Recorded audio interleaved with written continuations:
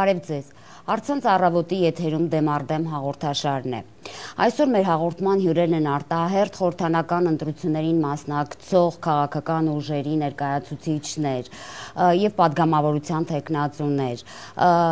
Հայ հեղափոխական դաշնակցություն կուսակցության նախընտրական ցուցակում ընդգրկված տնտեսագետ Սուրեն Պարսյանը եւ խորհրդանական ընտրություններին մասնակցող քաղաքական ուժի Իմ քայլը դաշինքի նախընտրական ցուցակում ընդգրկված տնտեսական վերլուծաբան Բաբկեն Թունյանը եւ քանի որ մեր հյուրերը տնտեսագետներ են, ես բնականաբար ձեզ այդ ոլորտի հարցեր եմ տալու եւ քարոզարշավը իհարկե չի սկսել, ծրագրերից դեռ չենք խոսելու, բայց պարոն Պարսյան, ուզում եմ սկսել հաղորդումը ձեզանից, նախ ուզում եմ ձեր գնահատականը այս ամիսներին նոր կառավարության վարած տնտեսական քաղաքականության վերաբերյալ խնդրեմ ինչ չգիտեմ դրական կամ բացասական բաներ պատել 2018 թվականի հունիս ամսին այս կառավարությունը կազմեց եւ ազգային ժողով ներկայացրեց իր գործունեության ծրագիրը, որտեղ չկա որևիցե քանակական ցուցանիշներ, որովհետեւ կարողանան գնահատական տանք այս կառավարության գործունեությանը։ Եվ այդ տրամաբանությունը շարունակվում է նաեւ հիմա։ Ըստ էության կառավարությունը խոստովանում է, որ իներցիայով շարունակում է նախորդ կառավարության գործունեությունը, սակայն ըստ էության ցուցանիշները ավելի է վատթարանում։ Մասնավորապես 10 ամիսների տնտեսական ակտիվության ցուցանիշը տարին նվազեց կես տոկոսով, կազմելով 6%։ Նշեմ, որ Կարեն Կարապետյանի կառավարությունը փոխանցեց 9.7%-ի չափով, ընթացքում բարձրացում տեղ ունեցավ հուլիսին, այնուհետև ամիս նվազում է տեղ ունենում, իսկ նվազման պատճառները մի քանիսն են, կամ նվազման ոլորտները մի քանիսն են։ Առաջի ոլորտը ըստ էության գյուղատնտեսությունն է, որի անկումը ամսվա վրա բավականին մեծանում է, ներկայումս անկումը կազմում է 8.1%, նաև անկում 8.1%, այո, 8.1%, դրանից բացի նաև աճի տեմպը նվազել է 10 ամսվա կտրվածքով շինարարության ոլորտը, ծառայությունների ոլորտը եւս 10 ամսվա կտրվածքով նվազեցրել է իր աճի տեմպը։ Եվ նաև մտահոգիչ է մի շարք սոցիալական եւ տնտեսական տվյալներ, մասնավորապես գնաճը ավելանում է ամսվա վրա, դեռևս սահմանի մեջ ենք, բայց ամեն դեպքում ավելանում է, կազմելով 2.7%։ Ըստ էության տնտեսական աճի որակի տեսանկյունից նախորդ կառավարությունից չի տարբերվում, նրանով որ այդ աճը ներառական չի եւ այդ նույն 6%-ը չի բաշխվել հասարակության լայն շերտերի միջև եւ հասարակության մեծ մասը չի զգացել այդ տնտեսական ակտիվությունը, տնտեսական աճը։ Նախկինում եւս մենք 2017 թվականի ընթացքում մի վերլուծություն էինք արել մանրածախ առևտրի ոլորտում, պարզվել էր, որ մանրածախ առևտրի ոլորտը աճել էր 5.5%-ի չափով։ Սակայն որ տեսնում ենք այդ աճը ով էր ապահովել, հիմնականում սուպերմարկետներն են, խոշոր սուպերմարկետներ են աճել, դրան զուգահեռ բազմաթիվ փոքր եւ միջին խանութներ, կպակներ դադարեցրել էին իրենց գործունեությունը։ Եվ պետք է հաշվի առնենք նաեւ այս գործընթացը նաեւ հիմա էլ է տեղ ունենում կոնկրետ մանրածախ ոլորտում եւ նաեւ որոշակի արտադրության ճյուղերում եւս, որ գնում է երկկենտրոնացում, փոքր միջին բիզնեսը դադարեցնում է գործունեությունը, դուրս է գալիս շուկայից։ Խոշորները լրացնում են նրանց մասնաբաժինը եւ շարունակում են իրենց մասշտաբի էֆեկտի հաշվին իրենց արտադրության ծավալները ավելացնել։ Մենք խնդիր ունենք ազգային եկամտի վերաբաշխման, քանի որ մի հասարակությունում, որտեղ 1/3-ը աղքատ է, այս հարցը ամենահիմնական հարցերից մեկն է։ Մենք դրան կանդրադառնանք, պարոն Թունյան, խնդրում եմ ձեր կարծիքը պարոն Պարսյանի հնչեցրած ցուցանիշների վերաբերյալ։ Ես ուղղակի հիշեցնեմ, որ գյուղատնտեսության անկման, վերաբերյալ պարոն Պարսյան, նաև ձեր կարծիքը կուզեմ իմանալ, տնտեսագետները մասնավորապես նշում են, որ ազգային վիճակագրական կոմիտեն դադարել է այլևս նախորդի պես, նախորդ իշխանության օրոք թվանկարչությամբ զբաղվել եւ մշտապես պնդում էին, որ գյուղատնտեսության այն ոլորտն է, որ դժվար է հաշվառել, թե որքան, հա, ասում էին օրինակ գյուղապետերը ինչ թիվ ուղղակի պետք էր ասում էին, որպեսզի ներկայացնեն այսքան գյուղմթերքի արտահանվել կամ արտադրվել։ Ճիշտն ասած այդքան էլ համաձայն չեմ, որովհետև Հիմա ասում են իրական թվերն են ներկայացնում։ 2017 թվականի ընթացքում գյուղ ոլորտը գրանցել էր 4% անկում 2017 2018 թվականին, ներողություն, 2016-ին գրանցել էր 4% անկում, 2017-ին գրանցել էր որոշակի աճ, շատ չնչին աճ էր գրանցել, 2018-ին ըստ էության շարունակվում է 2016-17-ի այդ պրոցեսները, բայց այս անկումը ոչ թե վիճակագրության հետ է կապված, այլ կապված է դրամավարկային քաղաքականության հետ։ Կենտրոնական բանկը պահեց դրամի կոնկրետ արժեքը, կուրսը չփոխեց, երբ որ մեր տարածաշրջանի եւ ապա երկրների դրամները, արժույթները արժեզրկվեցին։ Եվ դրա հետևանքով մեր վերամշակող արդյունաբերությունը արտահանման շուկաները կորցրեց։ Ենթադրենք գյուղմթերքը, որը 1 շիշ գիներ այստեղից արտահանում Ռուսաստան, ռուսական ռուբլին արժեզրկվեց, լարին արժեզրկվեց, նրանց ռուբլով ապրանքը մնաց նույնը, բայց հայկական դրամը, որ չարժեզրկվեց, թանկացավ 100 ռուբլիանոց հայկական գինին դարձավ 150 ռուբլի։ Եվ դրա հետևանքով, եթե նայենք 2014, 15, 16, 17 թվականների ընթացքում, 17-ին մի քիչ բացառություն կա, մեր գյուղատնտեսական մթերքի արտահանման ծավալները նվազել է ու կենտրոնական բանկի դրամավարկային քաղաքականության հետևանքով։ Պետք է նաև դա էլ հաշվի առնենք, որ չի փոխվել։ Այս տարի եւս կոնկրետ մեր տարածաշրջանի երկրների եւ ապա երկրների արժույթները արժեզրկվեցին, Ռուսաստանի եւս հայկական դրամը չարժեզրկվեց։ Խնդրեմ, պարոն Թունյան։ Բերեք սկզբից սկսենք, ճիշտ է ասում պարոն Պարսյանը, 2018 թվականի հունիսին կառավարությունը երբ իր ծրագիրը ներկայացրեց, այնտեղ թվային թիրախներ չկային, ինչը հասկանալի էր, որովհետև խոսքը ժամանակավոր ու անցումային կառավարության մասին էր։ Սա մեկ ու երկրորդը նման կարճ ոչ ստանդարտ իրավիճակում, երբ մարդիկ իրականում չգիտեն իրականում ինչ ունեն, որևէ թիրախ ներկայացնելը անիրատեսական էր, այսինքն եթե դու այսօրվա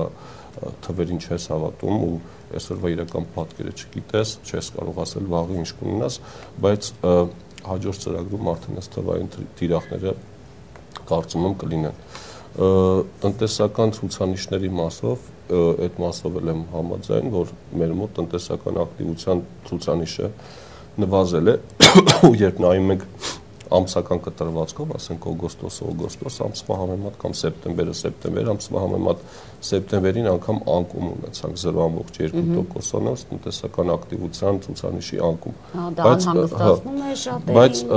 հոկտեմբերին այդ ցուցանիշը վերականգնվել է, այսինքն 3%-անոց աճ է գրանցվել,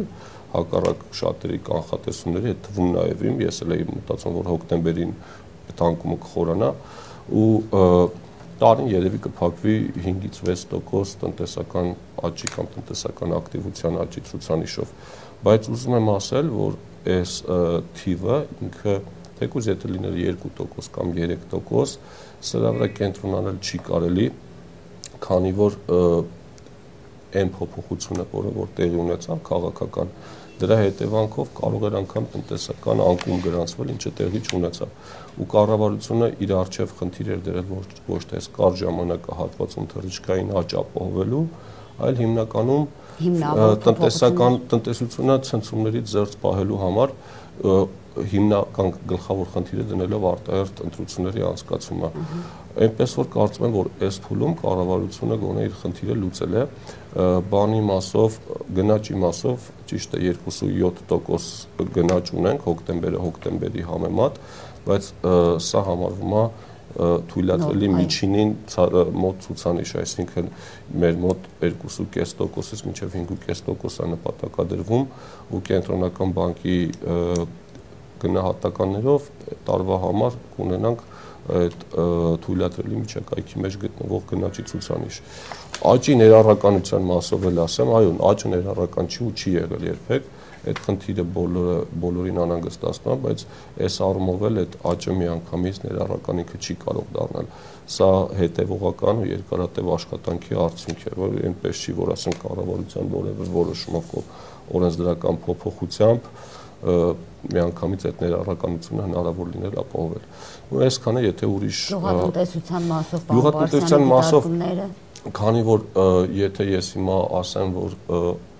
վիճակագրությունը նախկինում խափում էր, հիմա չի խափում, կամ նախկինում նկարում էր, հիմա չի նկարում, նման բան ասելու համար պիտի բավարար ինֆորմացիա ունենամ, ես դա չունեմ։ Ամեն դեպքում խնդիրը հետևյալն է, եթե գյուղատնտեսության անկումը պայմանավորում ենք այդ նկարչությամբ, դա նշանակում է լոլիկների հայտնի պատմություն։ Բայց հիմա եթե մեր մոտ ասենք օրինակ ազգային վիճակագրական կոմիտեի նախագահը ինքը չի փոխվել, մի տեսակ հակասության մեջ է մտնում, եթե ասում եք նկարում են, ինչ ավելի կարևոր է։ Հնարավոր է, որ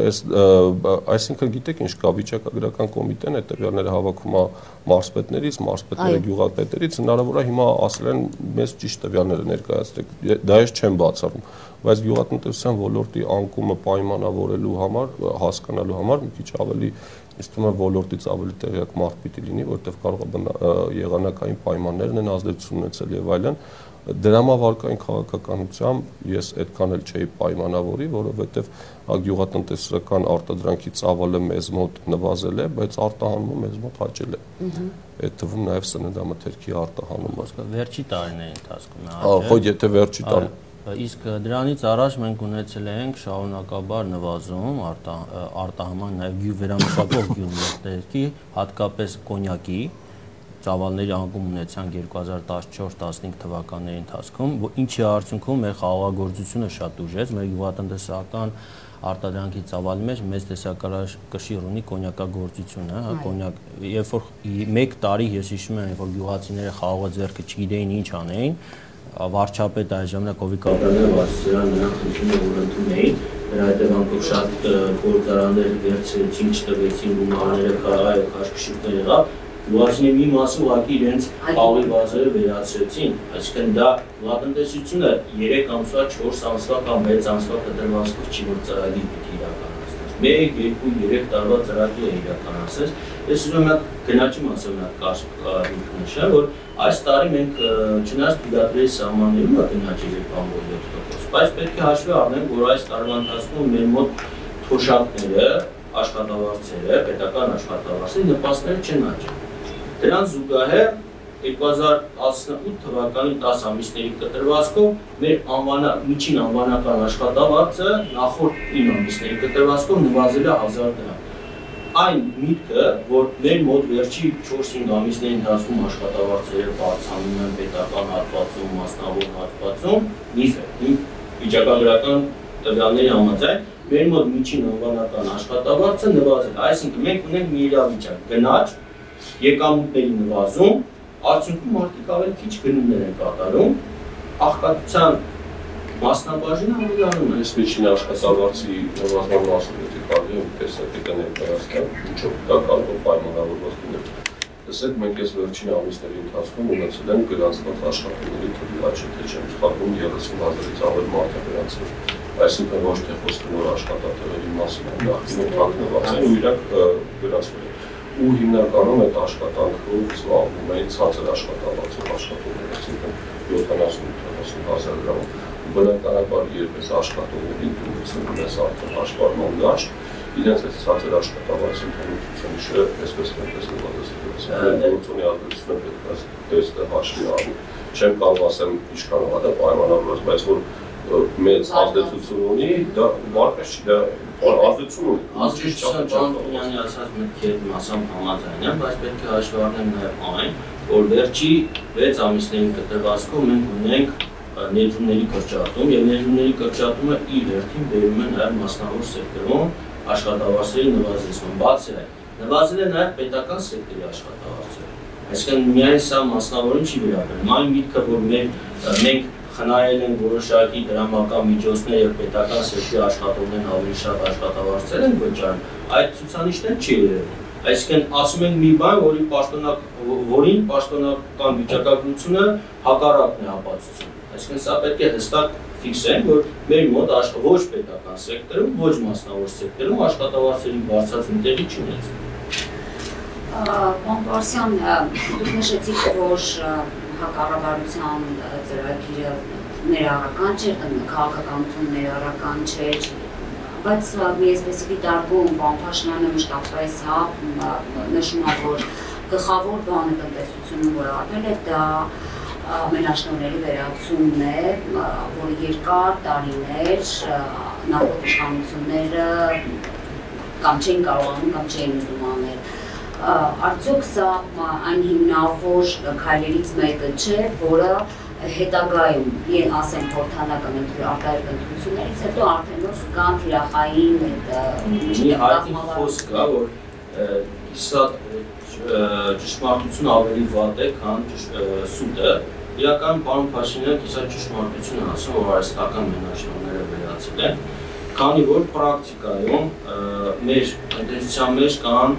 հստակ մենաշնորհներ, գերիշխող դիրք ունեցող կազմակերպություններ, որոնք մեծ ազդեցություն են շուկայում։ Մասնավորապես, եթե նախկինում մեծածախ ներմուծողները կամ արտադրողները, դիցուկ օրինակ ալյուր կամ շաքարավազ ներմուծողը, արտադրողը բերում էր, վաճառում էր մանրածախ շուկայում, հիմա այս մարդը բերում է իր մանրածախ շուկայում դա իրացնում է։ Դրա հետևանքով փոքր միջին խանութները դուրս մնացին շուկայում։ Սուպերմարկետներում մեծածախ գներով մանրածախ վաճառք է իրականացնում։ Այդ դրա դա մենաշնորհ։ Այսինքն մենք ունենք մանրածախ առևտրի համակենտրոնացման կտրուկ աճ։ Ամիս ամսվա վրա է կտրուկ աճը գնացում։ Մենք մի հատ վերլուծություն ունենք, ցույց ենք տալի ոնց է տարիներ շարունակ 3 տարվա կտրվածքով այդ մասնաբաժինները խոշոր սուպերմարկետները ավելացնում են։ Նույնը կա դիզելային վառելիքի եւ բենզինի շուկայում։ Մենք ունենք երկու խոշոր ներմուծողներ, որոնք բերում են իրենց դիզելային վառելիքը բենզինը եւ վաճառում են իրենց մանրածախ ցանցի միջոցով։ Ամբողջ ցանցի 1/3-ը մանրածախի խոսքը վերաբերում է բենզալացակայանների, պատկանում է ֆլեշին եւ CPS-ի։ Եթե X անձը որոշի բենզին ներմուծի կամ դիզելային առավիտ ներմուծի, ինքը խնդիր է ունենալու դա իրացնելու հետ կապված մանրածախ ցանցում։ Գները մրցունակ չեն լինի այս։ Ոչ միայն գները, դու ուղղակի առնող չի լինի իրանից, որ բենզալացակայաններում դա իրացվի։ Իրանք այդ 2/3 բենզալցակայանների հետ ունեն պայմանագրեր, բավականին խիստ պայմաններով, դրա մասին 2012 թվականին տնտեսական մրցակցության պաշտպանության հանձնաժողովն ունի որոշում 100 միլիոն դրամով տուգանել է CPS-ին, քանի որ նա ստիպում էր բենզալցակայաններին, որ իրենց բենզալցակայանները հանձնեին CPS-ին վարձակալությամբ 4% վարձավճարով ընդհանրապես, այսինքն պարտադրանք էր գնում շուկայում։ Այս սա արհեստական մենաշնորհներն է ու սա չտեսնելը եւ գնահատել, որ մեր մոտ ամեն ինչ նորմալ է, սխալ է։ Եթե մենք նկատի ունենք հարկային մաքսային վարչարարության գաղափարը, որ մենք հարկային մաքսային վարչարարությունը բարելավել ենք, թույլատրել ենք, համաձայն ենք, բայց դա պետք է ֆիքսենք, որ 2018 թվականին եւս եղել է հարկային մաքսային վարչարարության բարելավում եւ դրա հետևանքով մի շարք ապրանքային շուկայում նոր խաղացողներ ի հայտ եկան։ Շատ են խոսում բանանի մասին, անցած տարի բանանի շուկայում նոր խաղացողներ ի հայտ եկան եւ որոշակի ձևով գների վրա ազդեցին։ Այսինքն պետք է հստակ գնահատել, անցյալը չվարկաբեկենք, նորը չգերագնահատենք։ Մեկը մեկի շարունակությունն է, մեր տնտեսական գործընթացների մեջ, պրոցեսների մեջ հեղափոխական բաներ չի եղել։ Հստակ շարունակվում է հարկային մաքսային վարչարարության բարելավման գործընթացը, ինձ ողջունել է եւ պետք է շարունակի, բայց դրանով պայմանավորել, որ տնտեսությունում համակենտրոնացումը վերացրել, սխալ է կամ մենաշնորհ։ Լսենք նաեւ Պանթունյանի կարծիքը այս առնչությամբ համեցեք։ Տեսեք, մինչև առաջանցնել է այսպեսի բան ասեմ, իմ այսքան տարիների ընթացքում առաջին անգամ է, որ հարցազրույցի ժամանակ ներկայացում է որպես ինչ-որ քաղաքական թիմի ներկայացուցիչ, մինչև այդ ես ավելի շատ չեզոք նեյտրալ դիրքերից եմ հանդես եկել ու իմ համար տարբերություն չկա, ինչ մտածել եմ ու ասում եմ, նույն բանը հիմա ասելու եմ, բայց տեսեք ու ինչ հետաքրքիր իրավիճակ է ստացվում։ Ուրեմն մենք խոսում ենք վերջին 6 ամիսների մասին, ճիշտ է։ Վերջին 6 ամիսների ժամանակ ես աշխատել եմ լրատվական դաշտում, որպես տնտեսական վերլուծաբան, որը որևէ քաղաքական նախապան այնց ինչ որ կաշկանդվածություն չունի, Եվ պարոն Պարսյանը ներկայացնում է քաղաքական ուժի, որը 6 ամսվա համար որոշակի պատասխանատվություն է կրում, քանի որ տնտեսական քաղաքականության մշակման զբաղվող գերատեսչությունը պատկանում էր ՀՅԴ-ին։ Իմաստ ասում ես այդ եմ ասում, հետաքրքիր իրավիճակ է, ասում ոնց որ ես պետք է հիմնական մասը, լավ, ոնց որ ես պետք է 6 ամսվա համար ավելի ճիշտ կներ, այսինքն ես այդ հարցերը տայի պարոն Պարսյանը պատասխաներ, բայց ասեմ մենաշնորհների հետ կապված, ուրեմն մենաշնորհներ, նայած մենք ինչ ենք հասկանում մենաշնորհ ասելով, եթե դասական ասենք լրիվ օրինական օրենքի համաձայնային մենք մենաշնորհ, եթե շուկայում գործում մենակ մեկ խաղացող չկա այդպիսի բան, այսինքն արհեստական մենաշնորհ մենք չունենք, բայց այլ հարց է, թե մարդիկ ինչ ընկալումներ ունեն հասարակական ու ինչն են համարում մենաշնորհ։ Օրինակ շաքարի շուկայում կան մեծ թվով խաղացողներ, մեկը բերում է տեխնիկական շաքար, մյուսը բերում է ինչ-որ այլ տիպի սպիտակ շաքար։ Իրենք իրենց արտադրության համար։ Չէ, նաև փոքր չափերով, ասենք օրինակ սա սուպերմարկետում ես տեսել եմ շաքար վաճառում սպիտակ, որը որ ուրիշ մարդիկ են ներկրում։ Բայց իհարկե ընկալումը ու շուկայի կառուցվածքը չի փոխվել, բայց եթե հետ են գնում օրինակ 1 տարի թե 1.5 տարի առաջ էր օրինակ Հովիկ Աբրահամյանի ժամանակ խոսվում էր էլի մենաշնորհների դեմ պայքարի մասին, ես հիշում եմ որ այն ժամանակ էլ ասվում էր որ հետազոտությունից հետո ասացին որ մենաշնորհներ Հայաստանում չկան, կա ուղղակի ընկալում որ կան որոշակի մենաշնորհներ ու պետության ֆունկցիան այնպես անելն է որ սրանք իրանց գերիշխող դիրքը չշարաշահեն կամ տարանջատեն, ինչպես պարոն Պարսյանը նշեց, որ մեկ խանութը չկարողանա համ մանրածախ վաճառքով զբաղվի, համ բանով։ Այսինքն այսօր այդ ձևակերպումը մի քիչ ավելի հստակության կարիք ունի, ոչ թե մենաշնորհ չկա հասարակական ընկալման մեջ, այդ ֆորմալ առումը դնենք մի կողմ, չկան մենաշնորհի ձևավորմանը նպաստող պայմաններ, այսինքն այսօր իրոք որևէ մեկին չի կարող խանգարել որևէ գործով զբաղվել, որևէ մեկը չի կարող տերոր անել, որևէ մեկը չի կարող ասենք մաքսային ընթացակարգերի միջոցով անհավասար պայմաններ ստեղծել, բայց ցավոք սրտի հանձնաժողովը պետք է ինչ-որ բան անի, հանձնաժողովը չէ, հանձնաժողովը պետքա ընդամենը թույլ չտա, որ ով որ այսօր գերիշխող դիրք ունի, մենք ունենք գերիշխող դիրք ունեցողներ, ըստ օրենքի չունենք մենաշնորհային դիրք ունեցողներ։ Հանձնաժողովի խնդիրն է, որ ինքը թույլ չտա, որ այդ մենաշնորհային գերիշխող դիրք ունեցողը իր այդ դիրքը չարաշահի։ Հիմա թե ինչքանով է այդ կառույցը իր ֆունկցիան կատարում կամ ինչքանով է վերջին տարիներին կատարել, դա այլ հարց է, բայց շուկայի կառուցվածքի կտրուկ փոփոխության համար ժամանակ է պետք։ Հիմա ասենք, որպեսզի շաքարի շուկայում հայտնվի որևէ նոր խաղացող, դրա համար օբյեկտիվորեն մեծ դժվարություններ կան, որտեղ այդ մարդը ունի արդեն մեծ սպառման ցանց, ինքը ունի գործարան, ինքը մասշտաբի էֆեկտ կա ու Այս վերջերս քննարկվում է, չէ, որ Սևանում շաքարի գործարան են կառուցում։ Ինքը առաջին քայլերից մեկն է, բայց դեռ շատ քիչ է ասել, որ այս շուկայում ռեալ փոփոխություն կա։ Ուզում եմ ասել, որ այդ մենաշնորհ ասածը բոլորս պետք է հասկանանք նախ ինչ ենք պատկերացնում ու ինչ ենք ակնկալում։ Եթե պետքա վերցնենք օրինակ շաքարի շուկայում խոշոր խաղացողին օրենքով մասնատենք, ասենք, բերեք սրանից հետո ոնց որ Microsoft-ի կամ չգիտեմ խոշոր կորպորացիաների դեպքում են անում, ուրեմն այդ դեպքում պետք է լուրջ օրենսդրական փոփոխություններ սահմանվեն, նաև երևի սահմանադրության փոփոխություն։ Գուցե դրա համար կարծում սահմանադրության փոփոխության կարիքը լինի, նշեմ, որ մենք այդ առաջարկությունների փաթեթ ներկայացրել ենք նաև նախորդ կառավարության ժամանակ ու այդ փաթեթի մի մասն էր, որ մեծածախ մանրածախ առևտուրը տարանջատվեր։ Մենք մարտ ամսին հրապարակեցինք վերլուծություն Հույդաբյուրոյի տնտեսական հետազոտությունների գրասենյակը, որը նաև փոխանցվեց կառավարությանը, ըստ որի մենք ֆիքսել էինք, որ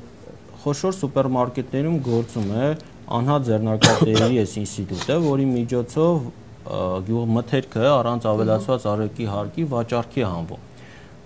2 ամիս հետո դե այս ժամանակ Կարեն Կարապետյանն էր վարչապետ, դրա մասին հայտարարեցինք, խոսեցինք նաև, որ սուպերմարկետներում կա ստվերային զբաղվածություն, որը նաև վերջին ամիսներին ակնհայտ է գրանցվեց,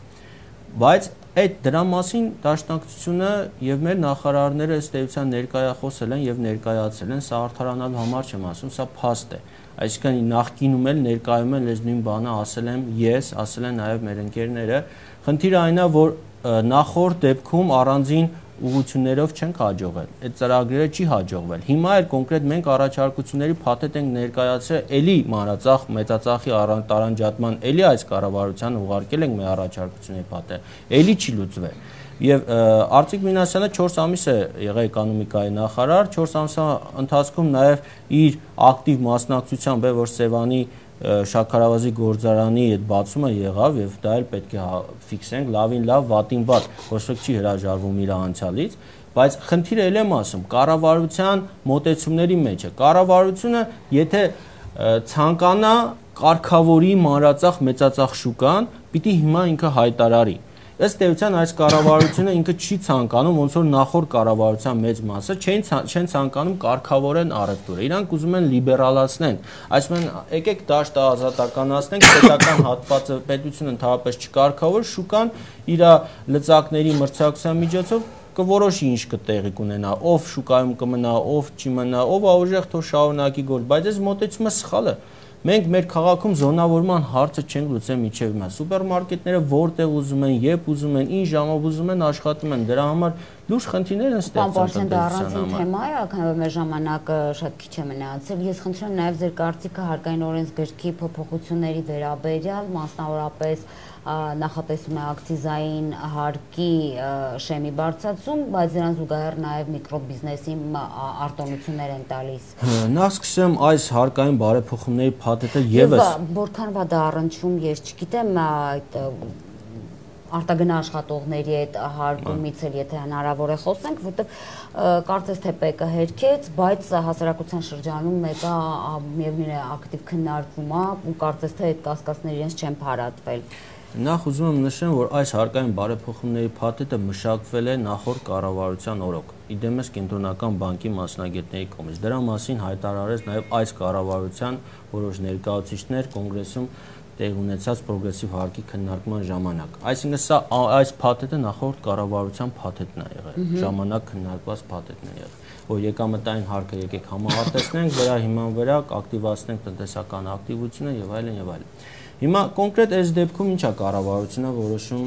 անի։ Ասում է, քանի որ մենք հիմա ներկայումս ունենք պրոգրեսիվ համակարգ, այսինքն շատ եկամուտ ստացողը վճարում է շատ, քիչ եկամուտ ստացողը ավելի քիչ։ Սակայն այս գործողն էլ անարդար է, քանի որ հաշվի չի առնում մարդու նվազագույն սպառողական զանգումը կամ նվազագույն աշխատավարձը։ Ամբողջ աշխարհում, լավ, ամբողջ աշխարհում չասենք, աշխարհի մեծ մասում նվազագույն աշխատավարձը կամ նվազագույն սպառողական զանգումը չի արկում։ Մեր գործող համակարգով եւ առաջարկվող համակարգով հենց առաջի դրամից հարկելու են 23% եկամտային հարկով։ Ես էլ եմ աշխատում, նվազագույն աշխատավարձ ստացողն է աշխատում, ինչու ես պետք է վճարեմ, ինքը չվճարի։ Չէ, խնդիրը այն է նվազեցումը։ Եվ հետո եկամտը հարկը ի վերջո դրա մեջ նաև, հա, այդ կենսաթոշակային վճարն է։ Եկամտային հարկի մասին, որ ասում եմ նվազեցումը բոլորի համար։ Ենթադրենք 500,000 դրամ ստացողի համար էլա նվազեցում 55,000 դրամը, 80,000 դրամի ստացողի համար էլա նվազեցում 55,000 սպառողական զամբյուղի մեծությունը։ Այսինքն սա աղքատության այն գումարն է, որը պետությունը ձեռք չպիտի տա, որովհետև մարդիկ լուծում են իրենց սոցիալական խնդիրը։ Սա մեկ։ Կառավարությունը այս գաղափարը քաշում է այն տրամաբանության, որ համահարթեցնելով մենք հնարավորություն կտանք ստվերային զբաղվածությունը գրանցել կամ մարդկանց իրական եկամուտները, մարդիկ իրենց իրական երկումները ցույց կտան։ Բայց գործնականում որևիցե հաշվարկ չկա, թե որքան կավելանա դա, օրինակ ստվերային զբաղվածությունը որքան դրա հետևանքով կավելանա կամ որքան եկամուտները կհայտարարագրվեն։ Ես ուզում եմ բերեմ Վրաստանի օրինակը, որ Վրաստանը անցավ համահարթեցված տարբերակի, ըստ էության իրենց մոտ չնկատվեց կոնկրետ եկամուտների աճ կամ ասենք մարդիկ ստվերային իրենց եկամուտները հայտարարեցին կամ չէ։ Մենք երկար տարիներ ունենք 20% շահութահարկի շեմ, որ բիզնեսմենները, ովքեր շահույթ են ստանում, անկախ նրանից միլիարդ կամ 1 միլիոն է, 20% շահութահարկ են վճարում։ Այնպես չի, որ դա նպաստել է, որ համակարգում բիզնեսմենները իրենց շահույթի մեծությունը ցույց տան։ Ձեռնարկատերը եթե հնարավորություն ունենա քիչ ցույց տա իր աշխատողի աշխատավարձը, ինքը կշարունակի քիչ ցույց տա։ 23% եկամտա համահարթեցնելով եկամտահարկը, այս դեպքում անարդար մեխանիզմ է ներդրվում շատ ստացողի եւ քիչ ստացողի նկատմամբ, այսինքն բոլորն է վճարում են 23% մեծություն։ Մի երկիր, որտեղ 1/3-ը աղքատ է, այս մոտեցումը անարդար, անարդյունավետ մոտեցում է։ Չի կարող 1 միլիոն ստացող մարդն էլ վճարի 23%, 150,000 դրամ ստացողն էլ վճարի 23%։ Սրա հետևանքով եկամուտները բևեռացվելու են, սա լուրջ խնդիր է, ավելի ասրվելու սոցիալական խնդիրներ։ Սրա մասին պարոն Թունյանի հետ էլ ենք Facebook-ում քննարկել, իհարկե, բայց իրականում դուրս պարոն Թունյան, խնդրեմ ձեր։ Ես էլ անդրադառնամ այդ հարցին, նախ այդ համահարթ թե պրոգրեսիվ համակարգարկային ինքը անվերջանալի թեմա է, այսինքն տնտեսագետներից, եթե ասենք մի 5 հոգի նստեն, իրանք կվիճեն տեն ժամերով, օրերով ու երբեք էլ ընդհանուր հայտարարի չեն գա, ամեն մեկը կբերի գիտական աշխարհում 6 երկիր կա, որ համահարթեցված տարբերակ է օգտագործում։ Այսինքն այս մոդելը տարածված չի։ Դե պարտադիր չի շատ տարածված լինի, որ փորձեն, բայց ես ընդհանուր անդրադառնամ այս հարցին։ Հա տեսեք օրինակ, որ ասում ենք 23%-ը բոլորի համար այդ անարդար է, դա արդեն քանի որ հասկանալի պատճառներով պարոն Պարսյանը ավելի շատ տենց եկամուտների ավելի մեծ վերաբաշխման կողմնակից լինելով բնականաբար ինքը այդպես պետք է համարի, բայց մյուս կողմից ես ուզում եմ ներկայացնել այն հակապաստարկները, որ կառավարությունը բերում է։ Նախ բացարձակ առումով, ասենք օրինակ 100,000 դրամ ստացողն ու 1 միլիոն դրամ ստացողը բնականաբար իրենք տարբեր նույն տոկոսն են վճարում, բայց դա տարբեր գումար է, բայց այդ արդարության վերականգնումը կառավարությունը պատրաստվում է փոխհատուցել գույքահարկի հաշվին, այսինքն եթե մենք ուզում ենք արդարություն զգացումը վերականգնի, այնպես չի լինի, որ այսօրվա նման 2 սենյականոց բնակարան ունեցողն ու 1 միլիոն դոլարանոց առանձնատուն ունեցողի վճարած գույքահարկերի մեջ այդքան մեծ տարբերություն չլինի։ Կառավարության բանը մեկ էլ նշվեց, որ հարկային օրենսգիրքը նախորդ կառավարության ծրագիրն է, այդ մոտեցման հետ ես ճիշտ ասած այդքան համաձայն չեմ, մասնավոր զրույցներում առիթ ունեցել եմ, ասեմ, չէ, ուրիշ բան եմ ասում, մասնավոր զրույցներում առիթ ունեցել եմ նախորդ կառավարության տնտեսական բլոկի որոշ մարդկանց հետ շփվելու, կան մարդիկ, որ ընդհանրապես համահարթ տարբերակին դեմ էին, կան մարդիկ, որ հենց առաջարկում են ձեր նշած նվազագույն աշխատավարձի շեմը անցնել համահարթի, բայց թողնել նվազագույն որոշակի շեմ չհարկվող կամ փոխել որոշ չափով, ասենք օրինակ ոչ բոլորի համար, մինչև օրինակ այսքան 100,000 ստացողների համար նվազագույն պարենային զամբյուղը չհարկել։ Բայց ես կարծում եմ, որ ընդհանուր առմամբ հարկային օրենսգրքի այս փոփոխությունները, որ հիմա ներկայացվել են, իրենք ամբողջական ու վերջնական ու լիարժեք չեն, որովհետև հարկային օրենսգիրքը ինքը պետք է արտացոլի տնտեսական քաղաքականություն, չի կարող լինել առանձին հարկային օրենսգիրք ու մեկ էլ ինչ-որ տնտեսական քաղաքականություն, որ իրար հետ կապ չունեն։ Սա առաջնահերթ են հրատապ խնդիրների լուծմանը կարելի է ուղղված համարել, երբ որ կնմշակվի ավելի երկարաժամկետ ու մանրամասն տնտեսական ծրագիրը կներկայացվի, կարծում ես դրա արդեն համապարփակ հարկային փոփոխությունները։ Պարոն դուք հիմա չհասկացա, դուք պրոգրեսիվի կողմն եք համահարթեցման թե ռեգրեսիվի, ո՞րն է ձեր տեսակետը։ Ես ինքս այս պայն դեռ վերջնական չեմ կողմնորոշվել։ Դիվանագիտական պատասխան արեց։ Եվ սովորում եմ կամաց։ Եվ վերջի։ Բայց միջև այդ պրոգրեսիվի կողմնակիցներ։ Չէ։ Պրոգրեսիվ որևէ կերպ որևէ ինչ-որ կողմնակիցը չեմ եղել։ Քննարկումն էինք, դուք պրոգրեսիվի մասին եք ասում։ Լավ, ինչև է։ Ես դու տվեք մի լրացում էլ անեմ, ըստ էության կառավարությունը որոշում է կայացել եկամուտից հարկումը տեղափոխել սպառում։ Այսինքն ասում է եկեք ժողովուրդ, ձեր տնօրինող եկամուտները ավելացնեն, բայց ի հաշիվ ակցիզային ապրանքների, ի հաշիվ այլ անուղղակի հարկերի, նույն գույքահարկի եւ այլն, ձեր այդ տնօրինող եկամուտները ելի հավաքեմ կտանեն բյուջե։ Այսինքն կառավարությունը ըստ էության այս երկրորդ մասը դեռ չի խոսում երկրորդ մասի մասին կամ քիչ է խոսում։ Մարդկանց մոտ այն բարձր եկամուտ ստացողների մոտ այն էֆորիկ իրավիճակն է, որ ես 26 եմ վճարում, հիմա 23 կվճարեմ կամ 36 եմ վճարում, 23 կվճարեմ, բայց սիրելի հայրենակիցներ, դուք ձեր տնօրինող եկամուտը ավելանալու է, բայց վճարելիս ավելի շատ է ապրանքների կամ ծառայությունների համար վճարում։ Սա ինքը լրիվ ռեգրեսիվ է։ Ես մի օրինակ բերեցի, ենթադրենք նվազել է 2-ին 150,000 ստացողին էլ 150,000 դրամ ստացողին է 23% մնացել, 1 միլիոն ստացողին է նվազել է դարձել է 23%։ Երկուսը որոշում են գնեք մենք շիշ օղի օրինակի համար։ երկուսը նույն չափով ենք վճարելու ակցիզային ապրանքի համար։ Մի վարքյան, երկուսը նույն չափով ենք վճարելու մեկ շիշ օղու համար։ Ես էլ եմ վճարելու 1200 դրամ, այն 1 միլիոն ստացողն էլ է վճարելու 1200 դրամ։ Սա չէ որ նա ուրիշ տարբերակ չկա օղի վաճառողը 40000 դրամանոց օղի վաճառողը չի ասում դու ինչքան եկամուտ ունես ու քեզ ավելի որոշում ասենք 1 միլիոն դրամ աշխատավոր ստացողը 1000 դրամանոց էսից դարձավ Հակոբյանի հայտնի միտքը որ արտադրները միշտ չեն օգտագործում հետեւաբար գինը բարձրանա էլի իրանք չեն օգտագործում ով ասեց որ ցածր եկամուտ ստացողները օղի չեն խմում կամ գինի չեն խմում ամեն օր չի չէ բայց խնդիրը ամեն օրի նկատի ունեք սպառման կառուցվածքը եկամուտի չափերի հետ կապված նույնն է։ Պարոն Թումյան, խնդիրը այն է, որ ցածր եկամուտ ստացողը եւ բարձր եկամուտ ստացողը վճարելու են այդ ապրանքի համար, այդ ապրանքի հարկի համար միևնույն չափով։ Պարոն Պարսյան, բայց դրան զուգահեռ կառավարությունը նաեւ նախաձեռնում է էլի նույն փաթեթում այլ փոփոխություններ, մենք մինչեւ եթերը նաեւ խոսում ենք նախագծով 20 թվականից է կարծես, հա, նույն դրաֆտում է խորհրդարանը դեռ պետք է ընդունի եւ այլն